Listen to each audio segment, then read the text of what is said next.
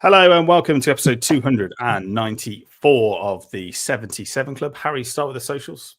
The Wall 77 Club on Facebook and Instagram. We're at 77 Club Podcast on x.com. We're also on Spotify and YouTube. Jack Williams is here. Hello, everybody. And Dan Bayliss. Hello. Harry, we start with the first of a double header against Bournemouth. It's away, as will be the FA Cup game we'll get on to later. A 1-0 win for Wolves, forced into replacing Agbadou with Bueno and Manetzi starting up front. What was your assessment of it? Yeah, the team, I didn't think he'd go with that, although it played well. They played well second half, didn't they, that team? So I was slightly surprised. I thought Strand Larsen would come back in because he was back on the bench. But yeah, it was a bit of a shaky start. Bournemouth obviously come at us quite good for that first 10 minutes. They were on us quick. I thought this is going to be a long afternoon. And then we just come out of nowhere and started playing really well. Obviously, Semedo smacked one off the post. Bellegarde should have scored a really good save. And then obviously the big turning point, not long after Cunha had that one tip round the post. They go down to 10 men. Controversial. I know the Bournemouth fans have been crying about it, saying it's not a red. At the time, I was screaming red when I saw the replay. I'll be honest. It looked like a leg breaker. Yes, he was a bit unlucky that his foot bounced off the top of the ball and went higher up the leg, but by the letter of the law it is. And that changed the game. But in saying that, I thought we were slightly edging it before the red anyway. But that just really helped us get in the one-man advantage. And then to score a few minutes after it, that was the icing on the cake, really. Big criticism, really, is that we didn't get more goals, but a win's a win. And it was a win I was very confident we could do. I said it on last week's podcast. I'm not just being an after-timer. I had a really good feeling about the game, especially off the back of Liverpool. And it was a win we deserved on the day, and it was a huge win at the time, wasn't it? Jack, every single one of Bournemouth's 12 fans, or how many they have, as Harry said, was crying about it. The red card's been upheld this week, so he will get a 3-game ban, Zabani. Do you think it was a red card? I mean, as Harry said, it is, to me anyway, I agree with him, a potential leg breaker. If his studs were planted, you'd probably be looking at a really, really serious injury to Aït-Nouri. I don't think you can argue with it that much. And I know that they have, and they attempted to, and they've kind of been backed up a lot by the media again, haven't they? Because I was watching, the comments on Match of the Day, and they were saying, they didn't think it was a red. They didn't think it was a red. But I mean, if you look at it, whether it's slow motion or not, he goes over the top of the ball. He's not in control, and he catches Aït-Nouri halfway up his bloody leg. So when you look at the facts like that, I can't really see why they thought they had a case for it. And we've definitely had worse decisions than that go against us and who had red cards for. So personally, I don't think you can have much argument with it when you just see the fact he was so out of control and how high up the player's leg he is. So I don't think they can moan too much. But I've seen quite a lot of salty comments from Bournemouth fans, to be honest, in the aftermath of that. And I get they're probably angry about the red card, but also just other stuff as well, really. Just going in and getting a little bit shirty with stuff, saying, well, we'll beat you in the cup game. But to be honest, I'd have rather won the league game, and I was very pleased and pleasantly surprised that we did. But the one comment that really stuck with me, and I didn't go to the game on Saturday. I was busy, but I have been to Bournemouth a few times, and the one comment that just sticks with me is that someone said, "You're the quietest fans that have been at the Vitality all season." I was thinking, right, let's just think that one through. The quietest fans are the fans that are there every week, and it's you lot. So, there's just one knobhead with a drum, and then about 12 others of you, and you call that an atmosphere when your ground belongs in the bloody League Two. So honestly, it's a disgrace that they're even in the Premier League with a ground like that. So I don't think you can be making comments like that about fan base, to be brutally honest, because people in glass houses and all that. But that just wound me up a little bit. So I just thought I'd get it off my chest. I'm glad you got it off your chest there. And Bayliss, people were calling it a modern day red card. Do you think that is the case, or do you think it was fully justified? Do you agree with Jack, or do you agree with Danny Murphy? It seems on TalkSport said it's never a red. No, I very rarely agree with Danny Murphy about anything, but it is a modern day red. But he's come over the top of the ball, and if his foot was planted, he'd been in the right mess. So, yeah, I've seen those given, so I can see why it's a red card. You can't go over the top of the ball and just take someone's standing leg. So, yeah. Harry, a big debate on the podcast last week was the one that Jack just alluded to there, which is, would you rather win the league game or would you rather win the FA Cup game? Now that the league game is in the bag, 3 points secured, how are you feeling about the FA Cup game? Well, I know we're going to get onto Fulham. Now we've lost against Fulham. I'm just want to concentrate on the league. I do. If we'd have beat Fulham, I would have wanted to go all out to beat Bournemouth with the teams that are left in it, and I'd have fancied us to do something. But Bournemouth is a tough tie. I know we beat them in the league, but it's a tough place to go, isn't it? Where they are in the Premier League, and I know both teams will probably make a few changes. But yeah, I think as it stands, you've got to slightly favour the league over the FA Cup, although it would be nice to get there. Someone just put in the comments, I'm just getting it up, Maxima, but no 3-1 was it, Harry? We got it wrong, but we'll take it. I don't think we got it wrong because we won. Does he mean we got it wrong as predictions or that Vitor got it wrong? I think the prediction. He's saying about your 4-1. Oh, okay. Yeah, we got the score wrong. But what I meant was I really fancied us to win, and I backed it up by putting 20 quid on it as well at 4-1. So, yeah, we should have won by more. Manetzi missed an absolute sitter second half from like 4 yards out. So if that goes in, that kills the game off, and we've probably gone on to get a few more. Pedro Lima had a great chance. Sarabia had a shot from distance second half when he came on. And yeah, it should have been more. Bournemouth didn't really test us too much. They had a lot of the ball and that, but they didn't have many threatening chances. And we looked really solid, and that's why I know we're going to get onto it. I was so surprised how we defended against Fulham, because we looked as solid as a rock at the back for me. Andre had the game of his life in midfield. Like, he was unbelievable.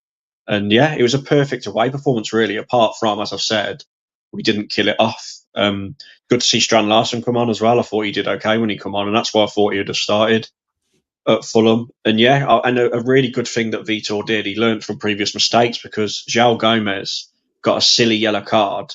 The referee, you could just tell, was dying to even the game up. So the fact that Vitor took him off at half time was very good, because he didn't make the same mistake as he did against Arsenal. Bellegarde dropped back into midfield, and he was fantastic. Behind Andre, Bellegarde would have been my man of the match on the day. He was brilliant. The turnaround from him is so impressive. And Manetzi, actually, although he missed that absolute sitter against Bournemouth, I thought he actually looked quite decent and made a bit of a nuisance of himself. And he was quite vital in the Cunha goal, because he was like in the way, making a nuisance of himself. And yeah, Cunha puts the ball away and does the amazing J celebration. But we won't talk about that, because I know you three in the video. But yeah, there we go. Annoyingly, Harry keeps nicking the questions that I'm about to ask off me. I don't know if it's to do with him stopping drinking and getting his head in the game or something, but I was about to say to you, Jack, how do you think Vitor is settling in and learning the Premier League? Because as Harry's just said, it's not the first time this season that we're playing against opposition who've been taken down to 10 men, and we've managed to level things up by people like João Gomez getting themselves sent off. He obviously got a yellow card late on in that second half, and he said, well, I can't trust you not to do it again, and pulled him off at half time. Well, that's fair enough. I think we know how fuming he probably was for that one that evened up the Arsenal game, because he came out and said it.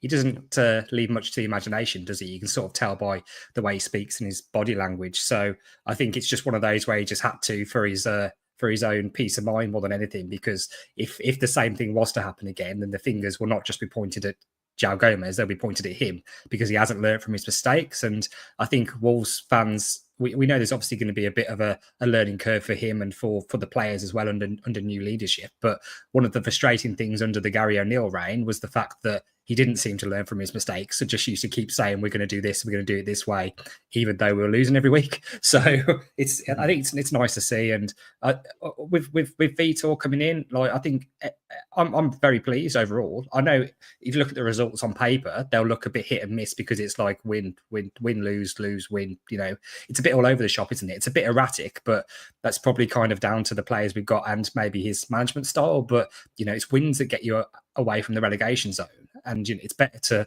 to win one and then lose two than it is to draw two. So just maths there. So it's better just to get the wins on the board, because that's what gets you away from the zone. Is the point I'm trying to make badly. Dan, we got to see Giga come on, get some minutes. I would probably play him over Santi. I'm not Santi's biggest fan.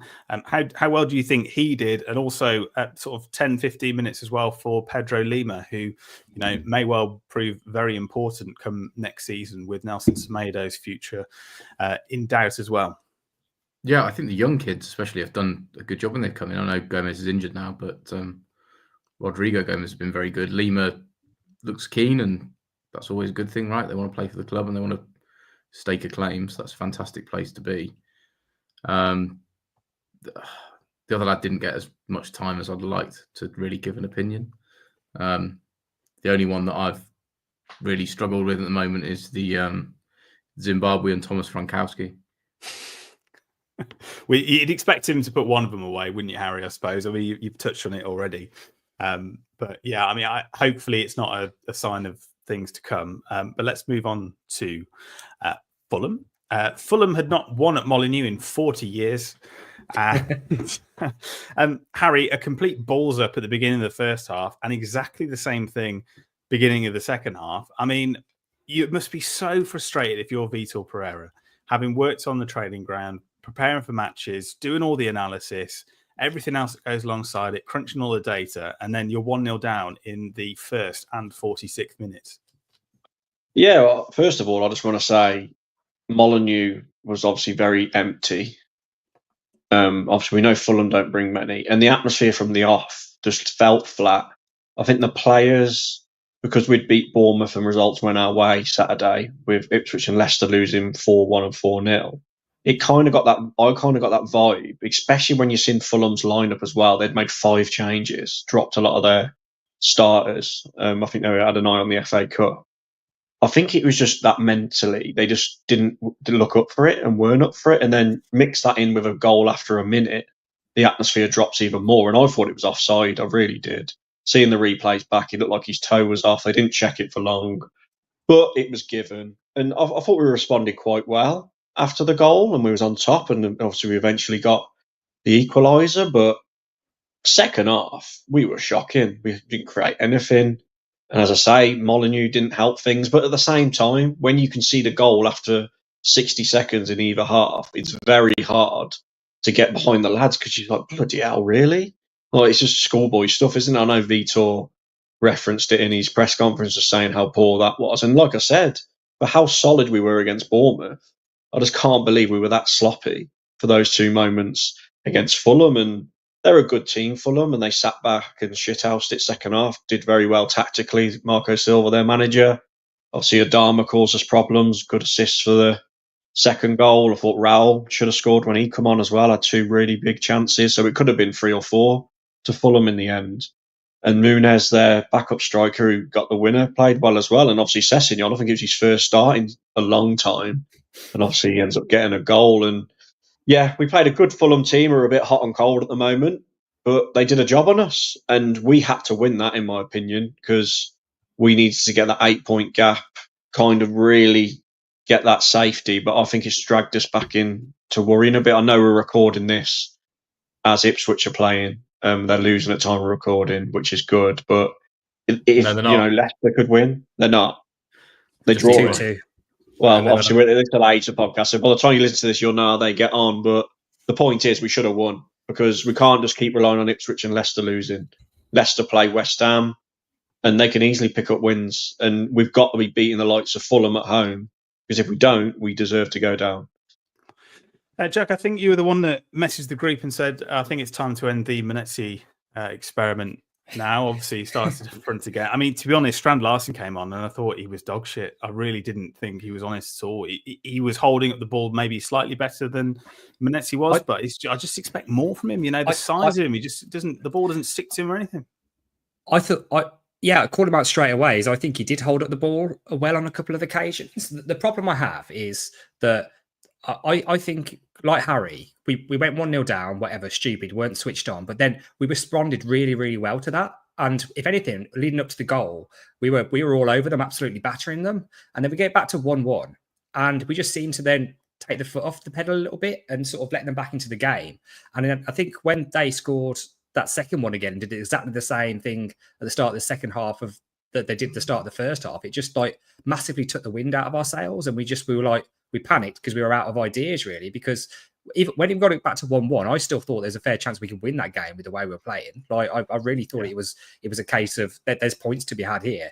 And to leave with nothing after that, particularly when we've had so much of the ball, is like really, really disappointing. But we just offered nothing with that second half performance. And I think that's, you can't really just call out Strand Larsen because he came on with 20 minutes to go and he held up the ball well a couple of times. But there was just nothing for him, right? Really. They completely nullified.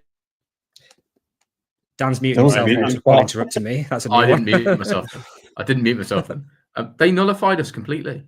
The second a team puts 11 behind the ball against Wolves, and Cunha hasn't got space to play in around the edge of the box, we've got no one that can get out wide and break a team down or get around the back. So,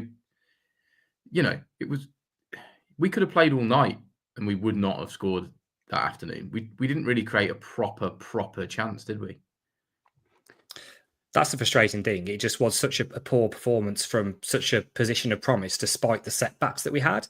Because even then, because they've scored so early in that second half, you think, right, there's still goals in this game here. If we do the same thing we did in the first half and just get on them straight away, then we should be able to get ourselves back into this. And there's still time to potentially even go on to win the game. But we just didn't have any ideas to deal with them, just saying, right, we're going to play 11 behind the ball and sit back. And all we really did then is the odd occasion where we did get into a promising position, the cross was either bad or, people just weren't even trying to take a shot on. It was just frustrating to watch, really. And it was one of those games where I think even up to the point just after Strand Larsen came on, you're like thinking, we ain't going to score today. Like, we're not scoring now. I can't see it. And Fulham are going to have very little of the ball. And they did in the second half. The percentage stats, I've not seen them, but obviously not very much. But they created 3 or 4 golden chances that they really should have scored. That game, it could have been the reverse of how it was at their place. It could have ended up 4-1 to them in the end with the way the game panned out. And that's the worrying thing, because it was a massive opportunity, particularly with getting that win at Bournemouth, which we weren't necessarily expecting. And you're thinking, home game against Fulham, for the portion that first half, I think the majority would have been much the better side. Real opportunity to put us on 25 points and really clear of the relegation and put that to bed. And we just can't seem to just click that little bit to just get us that little bit away. It's always going to be a chance. And then we're Saturday tonight still watching out for the Ipswich score, particularly when they went ahead against Man United and thinking, oh, bloody hell, it's only 2 points now, when really we've had the opportunities to be much further clear of the relegation zone than we actually are. So it's down to us now. We just need to, and I think we will do it. It's just, I don't think we're going to do it the easy way, when really it's just a bit frustrating because it could be a lot better. Max says, oh, sorry, Prior's got rid of that now. Ait-Nouri came pretty close, didn't he, Harry? I really thought that he had grabbed that equaliser. He's getting into good positions, but we just can't find, as Jack said there, that killer instinct inside the box to put it away. And at this level, once you get in that position, you've got to at least, be getting some goals, because I think we've got the fewest touches in the opposition box in the Premier League, which just says it all. Yeah, so that Max comment was, he said we were jogging around last 20 minutes. You'd think we were drawing. I agree with that. And when we're playing a team with 5 at the back who are going to shit out, so you've got to be quicker, haven't you? And Cunha was just strolling about second half. There weren't good enough movement for Strand Larsen. We kept trying to go down the right with Semedo, but again, he wasn't quick enough, and the balls to the box weren't very good. And like Jack said, we could have played till next Tuesday and we were never getting an equaliser in that game. Ait-Nouri did come close, but it was a good block. And I think the best description I've seen of that game, which I agreed with fully when I saw it, was people saying that it felt like a game under Gary O'Neill. It felt like one of those performances. Sarr flapping all over the place, looking very vulnerable with the ball at his feet, and when he come out flinging his arms everywhere for their second, and Manetzi being up there and people being a bit out of position. Gomez out on the right where he should have been in midfield. Again, I know it worked at Bournemouth, but it just didn't work this game. And I thought Strand Larsen should have started. I know he was poor when he came on, but that's just me. I think Manetzi needs to drop back now and start playing in the position we signed him in, and not keep playing in this weird up front role. And yeah, Cunha, he was the star boy, wasn't he, against Bournemouth? He got us the winner, but it was a game to forget for him. But he has scored 4 in a row, so I don't want to be too harsh on him. And as I say, he had that fantastic video with that young Wolves fan. I forgot his name, Junior. He did that amazing celebration. But really nice bloke, but we can say he had a poor game, and he did. And yeah, like I say, just really want to forget for the poor performance from everybody. Poor performance from Vitor, disagreed with his selection. Poor performance from all the players apart from João Gomez for me, and poor from the fans for the attendance and for the atmosphere. But there we go. A night to forget, but a night that could come back to bite us if Ipswich and Leicester keep gaining on us. I think in the aftermath of the game, Giacomo was absolutely fuming. I thought it was atrocious. All the other words that you can think to describe it, some ruder ones as well. 9th home loss this season. I mean, you don't really get to stay in the Premier League by losing the majority of, quite a big majority of your home games like that. I think we're very fortunate that the teams that have come up and are poor, and they are, I think, on the lowest points total at this stage of the season with points combined, bar one of the season, which was last season, which I think shows the gulf between the Championship and the Premier League is forever getting bigger, despite profit sustainability and all of that kind of thing as well. How important should home form be, and will it be going forward? Because we can't do performances like that, especially as Harry said, it's difficult enough to get up for it on a Tuesday night in February, playing the football that we do, without going and conceding in the first minute of each half. I mean, if you were late and tried to get a beer at halftime, you probably would have thought that we won 1-0. Yeah, it's one of those weird games. And there will be people who probably missed both goals. There probably will be quite a few of them, to be honest, or both of Bournemouth's goals. The most deflating thing about me is, Fulham's goals. The most deflating thing for me is the fact that it kind of just takes the shine off what a great away win we had just a few days earlier, because we've not backed it up with anything. And suddenly it gives ourselves a real opportunity. Like, if you'd have asked me before the Bournemouth game, would you take 1 win and 1 loss from these two? I'd probably have said yeah. I think most people probably would have, because it's just, and you think, okay, we'll beat Fulham at home, we'll lose to Bournemouth. But because it then gives you that real opportunity, and you followed it up with just an absolute, just a really bad half of football, I think. The first half of performance I was quite pleased with, particularly, even though I know we went down, we showed a lot of fight, and we were absolutely peppering them for most of that time leading up to our equaliser.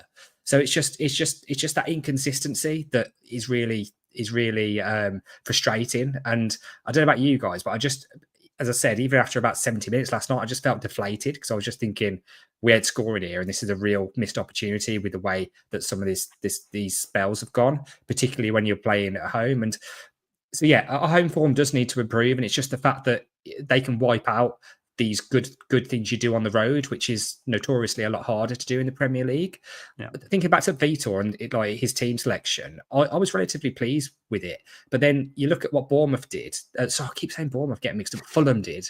They played in the same kit, in fairness, didn't they? I think that threw me at one point. And it's 3 days apart. But they made changes and they freshened it up. And we sort of, I can't really blame Vitor for picking what he probably thinks is his best team at the moment on paper.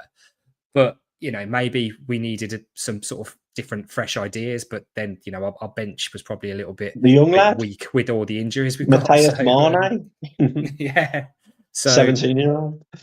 It's an annoying one. And I think it really does, it throws the cup game coming up now into a different light. I agree with what Harry said, because really, based on how tired we looked for that second half in places, we're going to have to rest players on Saturday, just because the league is more important, because we're not out of the woods yet. And we might be looking directly back into the woods by the time the Ipswich Man United game finishes. So we need to be careful.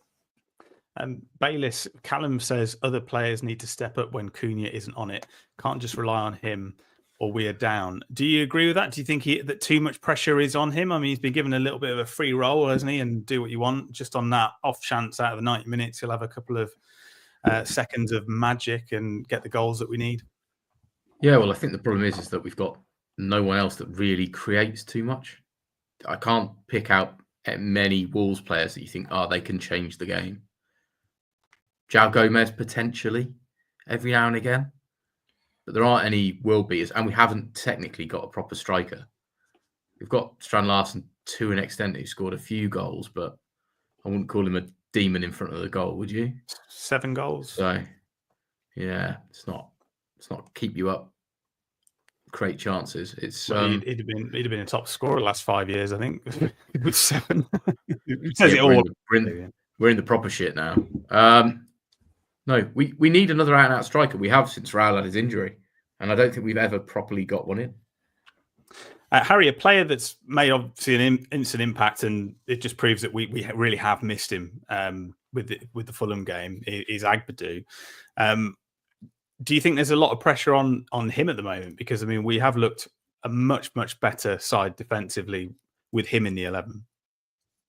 Well, obviously he's out, isn't he, for don't know how long, probably another 3 or 4 games. Santi looked good against Bournemouth, despite getting booked early, but I thought he had a really poor game against Fulham. Santi Bueno caught out a little bit for the first Fulham goal for me, and I think he gave the ball away in the build-up to their second as well, didn't he? It's weird, Santi, because I do like him. I think he looks okay on the ball, but I just can't shake the fact that I think he looks so weak at times, just like his body frame.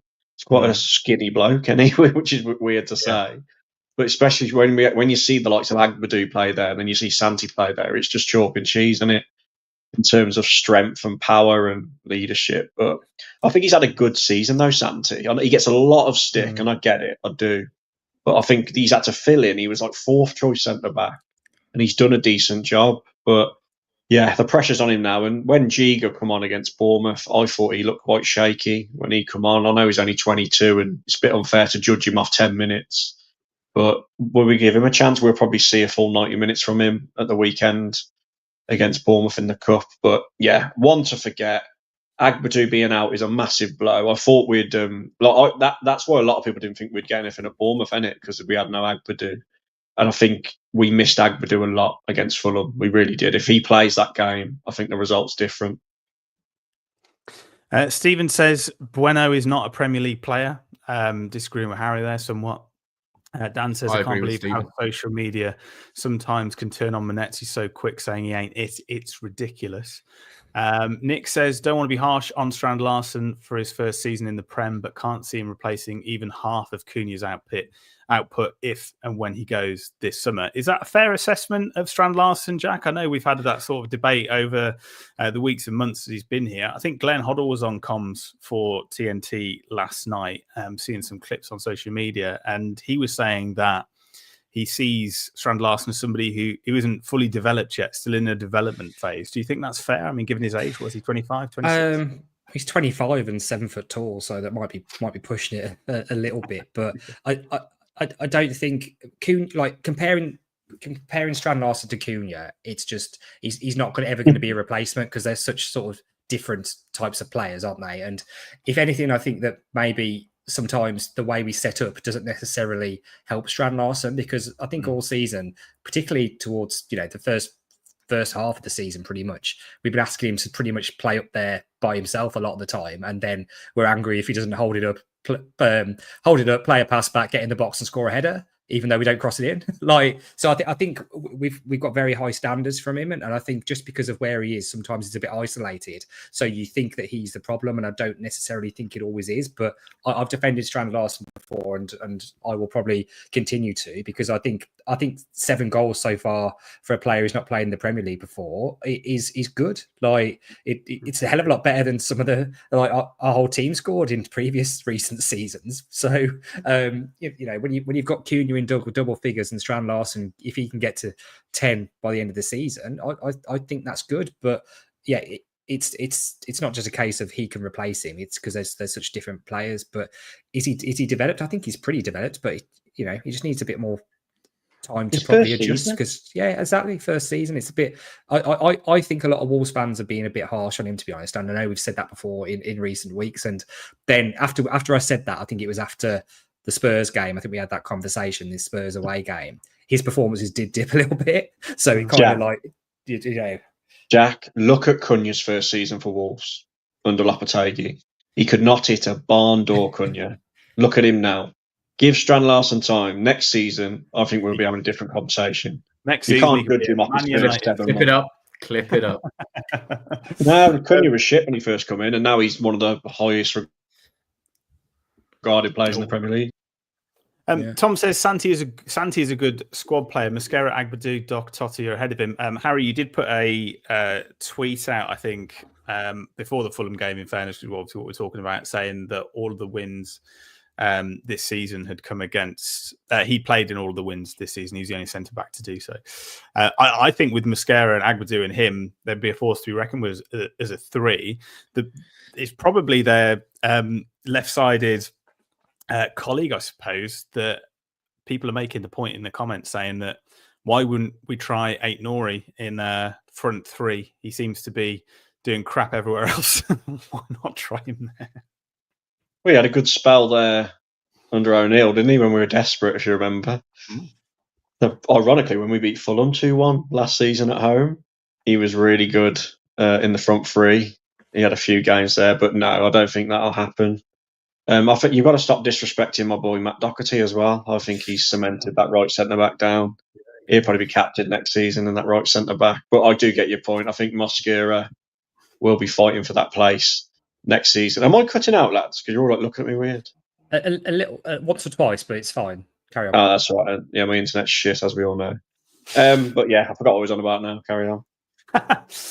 Well, let's have a look at FA Cup. I know a lot of comments earlier on were saying it's pretty much a 50-50 split, actually, between people who want us to be going for the FA Cup, seeing the league as more important. Rest of players play the likes of Tommy Doyle. Obviously, Boubacar Traore was back on the bench, so good to see him returning. Some good words from Vitor Pereira, actually, on his mentality, I think, Harry, as well. How would you go in this one? Jack sort of alluded to maybe having to concentrate on the league, resting players. If we looked a bit leggy out there, jogging around the last 20 minutes, when we looked like we were drawing, but we're actually losing, chasing the game, but you wouldn't have known. What would you be doing in this one? Yeah, I think the big difference with this game to Bristol and Blackburn is we've had a midweek fixture in the build-up for it. Yeah. So I think he will make the most changes he's made in an FA Cup tie so far, which is probably going to go against us because we're playing a good team, aren't we, in Bournemouth? Even if they change it up a bit, they've got a good squad. I think he'll still play Cunha from the start, but I think we might see Pedro Lima start right wing back. I thought he did well when he come on against Bournemouth and nearly scored, didn't he? Aït-Nouri, I think, will stay left wing back just because I can't really think of who else we'll put there. The back three, I think he'll start Giga in the heart of defence instead of Santi Bueno. Give him a chance to be Totti and Doc. Johnston will obviously be in goal. Midfield's interesting because I know he started Gomez and Andre at Blackburn, so he might start them. If not, we could see Bellegarde starting there or Tommy Doyle. I think he'll start Sarabia as one of the three up there. I think he'll start Strand Larsen because obviously he's just come back, and then it'll be Cunha. There's something like that is my guess. Obviously, there's a few in there that are not starting like Semedo and that, but yeah, I don't know. I just think I think we might sort of get surprised. We might be surprised with how we do. But then you have got some big boys to bring on, haven't you, if you want to chase it. I'll take that. Who would you bring on? Manetzi? It's the only one you're really bringing on, isn't it? Because everyone else is injured, as we know. I don't think we got the luxury of like the bench that we had for the previous two cup games. And that's the thing, because I know we all praise Vitor for going strong, but now I'm in the same boat. I think we should be making changes with the fixtures we've got coming up and the fact we've had two games, in quickly before this. But it wouldn't surprise me if Vitor goes strong because he hasn't got that much choice for rotation. I think it could just be one or two changes, but I don't necessarily want that to be the case. I think this is a game where we should probably try and rotate a little bit, but it's just frustrating because those players you could be starting, the likes of Guedes and Twang, if they're not available, then straight away you don't want to just put a team out that's completely full of kids and throw it, because then what's the point in winning the previous two games? My worry with this is Bournemouth will be up for it because they will want a bit of revenge for what happened last week. So I think they will likely go strong, and it could be an interesting one. But if we just keep our heads screwed on and look at what's coming up after this Bournemouth game, we've got Everton, Southampton, West Ham, and Ipswich are the next four league games. It's like, what's more important? Let's be honest. That's the chance for us to get clear. Yeah, exactly. There's no other perfect phrase for it, I don't think, is there? There's realistically, I think we need to be looking to get 3 wins from those 4 games, and then we'll be safe. And it's doable because we're playing 2 teams below us. So we'll see. Yeah, which teams below us are quite hard to come by at the moment. Only 3 of them.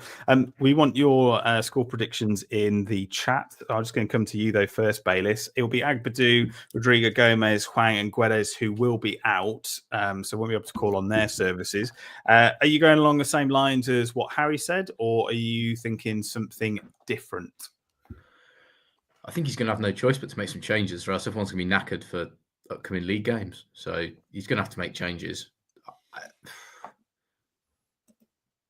2-1, 3-1 Bournemouth. Harry? Bayliss predicted 2-0 Bournemouth last week, so let's take what he said with a pinch of salt. I think 1-1 and we'll win on penalties. Penalties? Harry's been sick after. Jack? I think these things will always be a bit closer, and we'll probably be surprised by the team's elections. But I'm going to go 1-0 Bournemouth.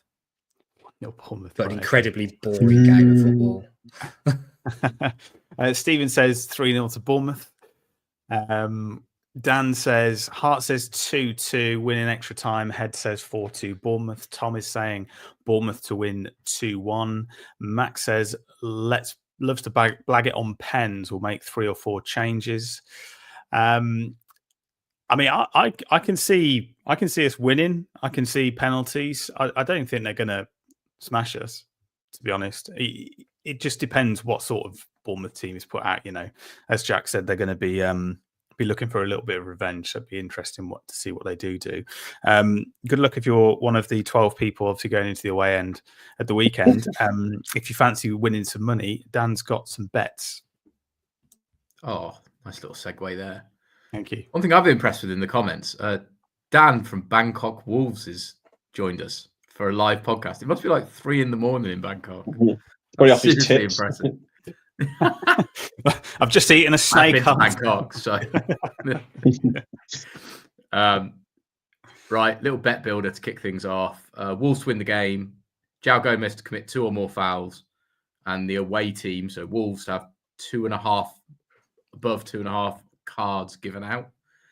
About 11-1. Don't think that's too bad. Ooh, No, that's nice. pretty bad. The pessimistic one for me and Jack was Kluivert to score first, 2-1 Bournemouth, 42-1. That seems quite long. That's not too bad. And then a repeat of last week, which is 1-0, Cunha to get the goal, 46-1. Ooh, Is that Harry cheating? Mansell. Yeah. Wolves are 3-1 still. Wolves Oh, are still yeah. 3-1. You did it though, didn't you, Harry? You backed Dan's bet last week, 4-1. Get the win. Put 20 quid on. Put my money my mouth. I said 100 quid I was going to put on, but I bottled it and put 20 instead. Right, you're a fucking fanny then, aren't you? Right, Harry Mansell. 4-1 Wolves. Jean-Ric Bellegarde to get the first goal. It'll get you over Massive. 350-1. Yeah. 350 to There 1. we go. 50p on that. Yeah. Although he has been playing so much better. I think Ooh. Manetti's probably come in and thought He should have shit. scored. In the away Yeah, game, yeah, people were yeah, just a cat. He should have scored. Yeah. Apart from his bloody free kick, though, that stopped. Yeah. That was Yeah, as soon as he was setting up that, and I saw that everyone else had stepped away. I was like, "This is going straight in the wall." And I said it to him, happened. I was like, it's going to hit the fucking South Bank clock, and it wasn't far away. Harry, you know, Bellegarde's been asking lots of questions, knocking on the door, but now it's your turn to ask some questions with the quiz. Right, what we're going to do this one, you're all going to work together, the 3 of you. It's you might have seen. I'm saying that you lot are hopeless because you never look online. You're all like living in 1927, so you might not have seen it. But Wolves put out a list of our top goal scorers in all competitions from 1995 to present day. So we'll work our way backwards, work together. We'll start with Sam. If he gets it wrong, then Jack, then Bayliss, and I'll give clues. So last season in all competitions, who was our top goal scorer? Sam. It's got to be With Cunha. 14 goals. Cunha. Yeah, Cunha got 14 goals. Now, in the 22-23 season, our top goal scorer got 6, but there was 2 of them, so I'll take either answer, Jack. Hwang. No. Bayliss. Oh, bloody hell. 2 players. I think I know one of them. I think I might know both of them. Yeah, I'd go somewhere like Pedence, but I don't know. Would you? Yeah. Max put it in the comments. So yeah, Thank you, Max. 22, Turn your 23. comments off, Bayliss. Full of shit. I don't think There's no way you pull Pedence out just like that. That is Fuck's sake. nonsense. I knew he would Oh, cheat. Well, yeah, so the Alright, 22-23 season, Ruben Neves and Pedence got 6. Neves, yeah. So, Sam, back round to you for the 21-22 season. Again, our top goal scorers, 2 of them, both got 6 in all competitions. Probably Raul. Yeah, Raul Jimenez and Daniel Pedence, again, both got 6 in all competitions. Better than Jota. 2020-21, so that weird lockdown era, 2 players got 5 in all Oh competition. my God. Strand Larsen 7 is looking good now, by the way. Yeah. You got any guesses, Sam? I mean, is it Sam or me? Oh, sorry, Jack, sorry. Well, you've got to go Jimenez again, haven't you? Unless that was when he was knocked out. No, that was when his head had been caved in. Yeah. So he Neves? went about. Neves? Yeah, so it was Ruben Neves. Well, I'm reading the comments, Bayliss. Ruben I'm not. Neves and It's Pedro. turned I'm off. joking. I'm joking. Ruben Neves and Pedro Neto were joint on 5. So in the 2019-2020 season, Sam, our top goal scorer in all competitions this season got 27 goals. Well, it's Raul, isn't it? Raul Jimenez, 27 goals. Incredible. The 29-20 season in all. There's a lot in Europa League, weren't there? Europa League, yeah. I was gonna. Yeah. Jack, 2018-2019, our top goal scorer in all competitions got 17. I mean, it's Jimenez again, isn't it? Yeah. If that's the first Raul season in the Jimenez Premier again. League, yeah. Bayliss, 2017-2018, our top goal This scorer is in an all interesting competitions one. got 18 goals. So this would have been the championship, would it? Yeah, this is the championship season, yeah. So no Raul. Dan's waiting for the comments. Don't to fall into roll the in. trap. No, I'm not. Is it No, don't fall Bonatini, into the- one of them? Don't fall into that trap. No, It's trap, no. It's got to be Jota. It has to be Jota. Yeah. Diogo Jota, 18 goals in all competitions. Bonatini scored until Christmas and then didn't score again. Wasn't it? Stop, Shit. yeah. He got Yeah. 10 or 11 got goals. 11. Yeah.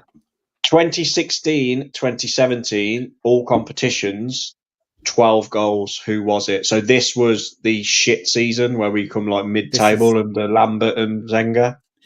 This is pre Jota and Neves. Then this is going to be difficult now. Who's Yeah. this on, Jack? I think it's me. Did Sam. Cavallero come earlier or something like that? Was he here a year before? I That's think what actually it is. Dan's helped me there. I think it's Costa. Costa. It is Costa, Helder there you go. Costa, 12 goals. Now it gets hard. Just for reference, so we're on 2015-2016. When I did this quiz, I got them all right, but the years I never got right were 94, 95, 97, 98, 2000 and 2001, and 06, 07. Just thought I'd let you know. So what was we on? 2015-2016, 10 goals in all competitions. So we're looking at like the first or second championship era under Jacket. So Dicko Afobe Sacco era. No, are we thinking? 2015-2016, 10 goals, all competitions. Dicko. No. Bayliss? Oh. Sacco. No. Sam? Phoebe. Yes, Benik Afobe, 10 goals. 2014-2015, 2 players were joint top goal scorer in all competitions on 15 goals. Was this the Just go in the promotion same season order from League again. One? This No, was the that's year first after League quarter. One, so this was the Year first after. year back in the Championship, where we just missed out on the playoffs.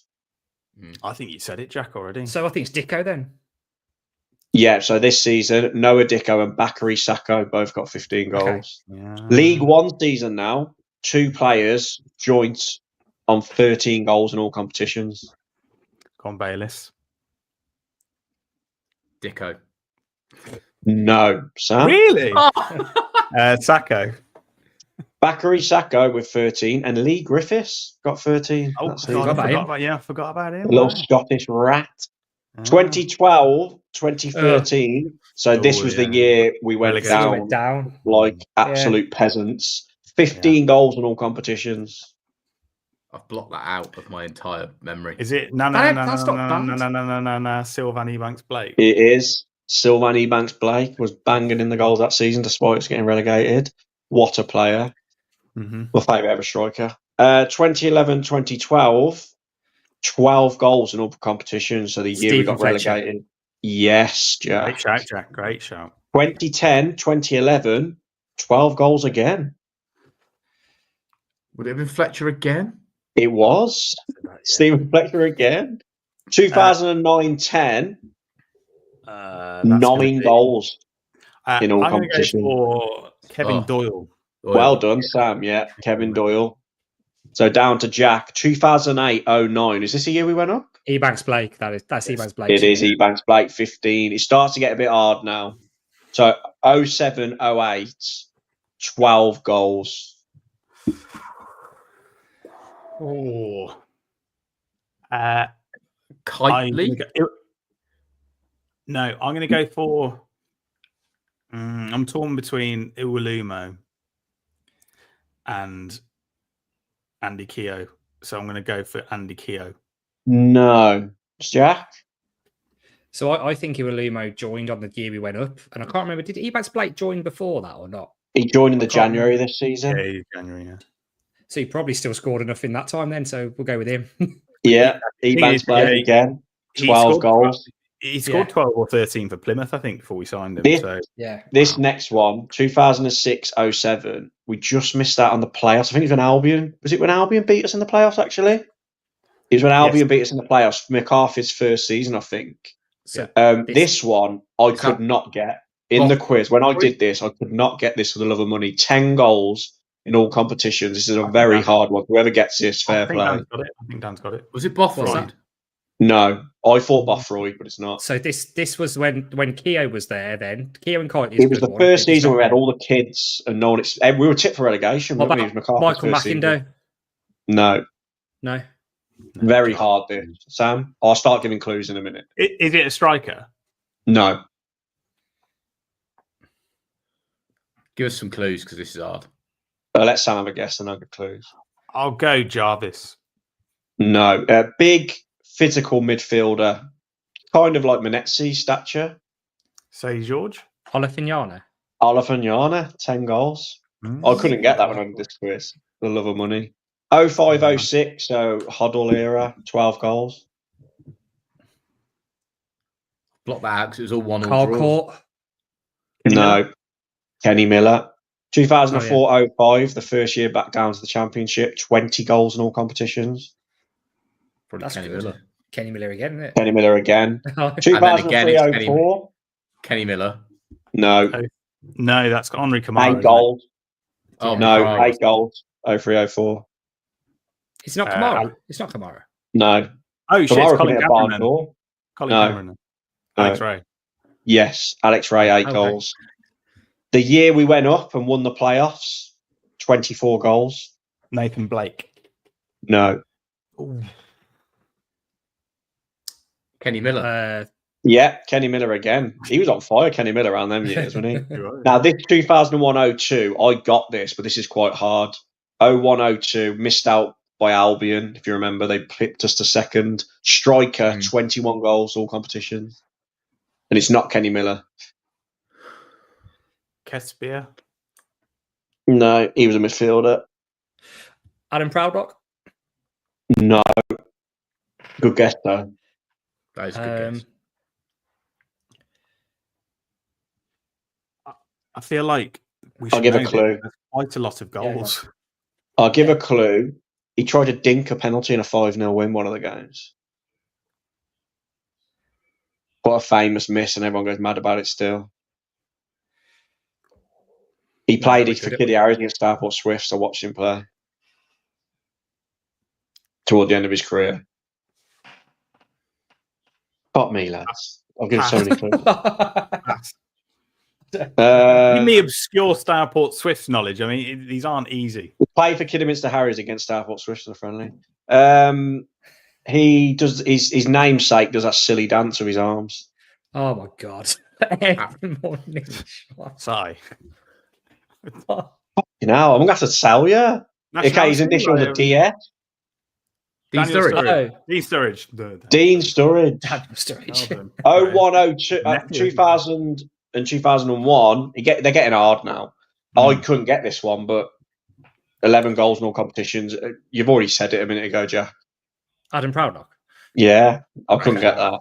I'll reel the rest off because they're so hard now. 99, 2000. Quickly, anyone want to guess? 16 goals.